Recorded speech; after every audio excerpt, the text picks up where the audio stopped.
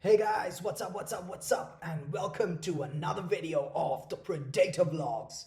So the Predator is not dead, the Predator is still very much alive. I'm as sick as a dog, but I'm still alive. So it's been a long time that I haven't posted a video, and there are many things happening in life. As you can see, it's a new background, I changed cities, a lot of things happening in life, and that was something that kept me busy and away from YouTube and filming videos.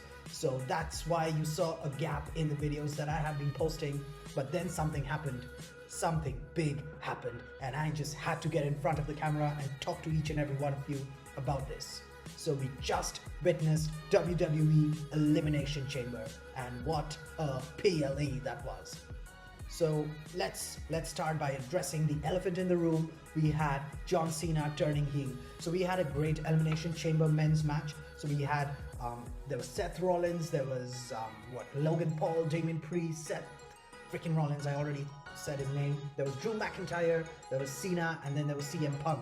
Right, so we had 6 guys in this match, and these people just burned down the house. They put on a barn burner right there, and they had a great match. And then finally it comes down to Seth Rollins, and then there's John Cena, and then there's CM Punk, right? So then I think Cena and Punk, they hit their finishers on Seth Rollins, and then Punk goes to cover, and there's 1, 2, 3, ding ding ding ding, and Seth Rollins is out, right? And then we have Cena and Punk, 2 old rivals, a story that has been told for so long. These 2 greats of the modern generation, they stand there and time stands still, and people are just looking at them. And then John Cena goes and extends his hand for a handshake, and then CM Punk says, hey, come on man, we're brothers, and they hug it out. What a moment. It brought tears to my eyes. The Predator was emotional, but then these 2 men just kept on hitting each other, bam bam bam bam bam, and they beat the hell out of each other.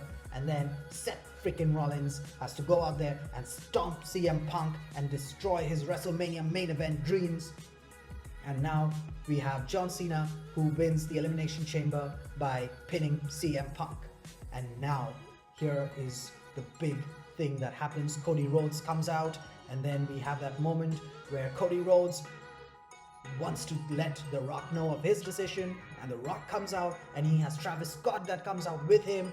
And right there they're standing, and everyone wants to know what Cody's gonna say, and Cody says, fuck you, Rock, because we don't care, we don't give a damn about the final boss.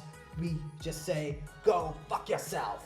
So The Rock is down and out, and then John Cena's back there, he's celebrating, he's happy about that, right? And he goes to hug Cody, and then he has that look in his face, and The Rock just does this. He goes, and John Cena kicks Cody Rhodes right in the nuts, and Cody Rhodes is down, and we have John Cena turning heel for the first time in his career.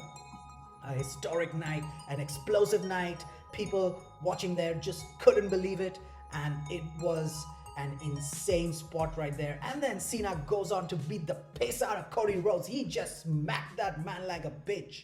He beat him up like a bitch, and just Cody Rhodes is down and out, and he's still beating on him, and Cody Rhodes is all cut up. He's busted open. He has that crimson mask on, as we say in the sport of professional wrestling. He has that crimson mask, and then The Rock takes off his weight belt. It says Cody's Soul, and he beats the piss out of Cody Rhodes with that. And then Travis Scott just smacks Cody Rhodes. So it's an all-out buffet on Cody Rhodes.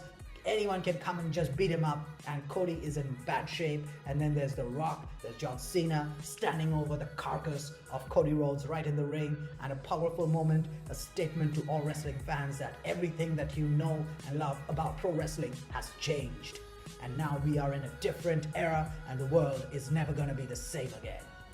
So a few more talking points from the Elimination Chamber PLE. We had the Women's Elimination Chamber match, and just before the match even started, there was Jade Cargill who kind of came in, and that was amazing to see the Storm back in WWE, and she's going out there towards the ring, and it kind of seems like that she's gonna attack Liv Morgan, but she goes straight for Naomi and just beats the hell out of her. And Bianca Belair inside the Elimination Chamber part, she's crying, no, don't do this, no, no. But then Jade Cargill just beats the hell out of Naomi, and now we have that storyline that's building.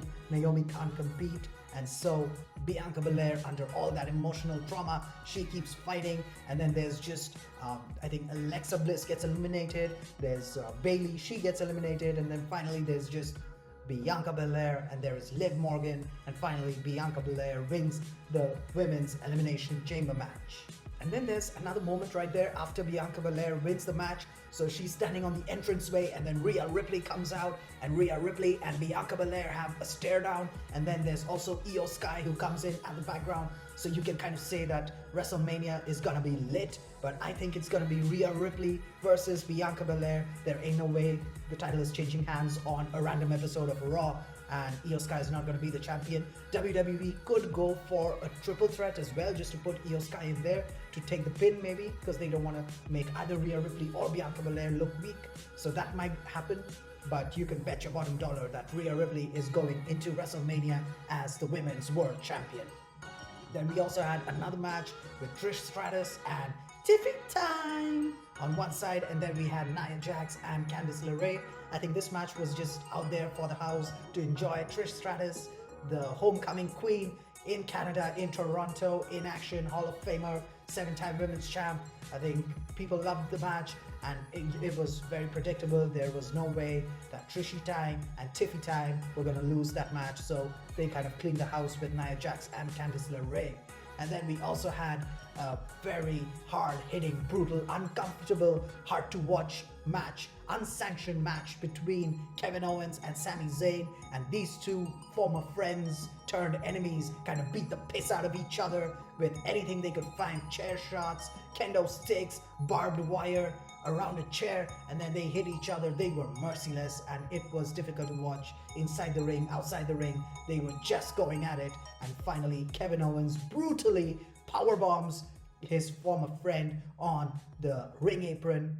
Like they say, the hardest part of the ring. He powerbombs his former friend there, and then that is 1, 2, 3, and Kevin Owens wins the match. And then he continues the beatdown because he's not done with it, and he wants to end Sammy's career. But then you have the music. I hear voices in my head. They talk to me. They understand. They talk to me. And then there's Randall Keith Orton, who comes out and he hits an RKO on Kevin Owens. And then he's just about to punt kick Owens right in the face. And then WWE officials come in and they're like, no, stop, stop, stop. Please stop. And then there is Kevin Owens who escapes, but then Randy Orton is back, and you can bet your bottom dollar that he's gonna get revenge out of Kevin Owens for putting him on the shelf for so many months.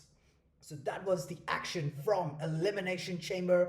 What an amazing PLE we had right there. This was an amazing kind of setting the tone for WrestleMania 41, and I'm excited for what happens on Raw. So this was the Predator kind of bringing you his review about the Elimination Chamber. Write down in the comments what you thought about this PLE. What do you think about John Cena turning heel? And what is going to happen next between the final boss? And we can't even call him the Sin Nation leader anymore. We can't call him Mr. Hustle, Loyalty, Respect. We can't use any of those names. We can't call him, maybe we can still call him the franchise player. But none of those hustle, loyalty, respect, all those values, never give up. John Cena does not stand for that anymore. John Cena is gonna be a heel. I'm really excited about what's gonna happen next with this storyline. I'm really excited to see if he wins his 17th championship with some underhanded tactics, and I am really excited for what happens in that storyline between CM Punk, Seth Rollins, and Roman Reigns. So the Predator is going to come back to you with more videos. There are new action figures that have been revealed, and I am still yet to talk about that. So that's going to be next. And until the next time, it is the Predator out.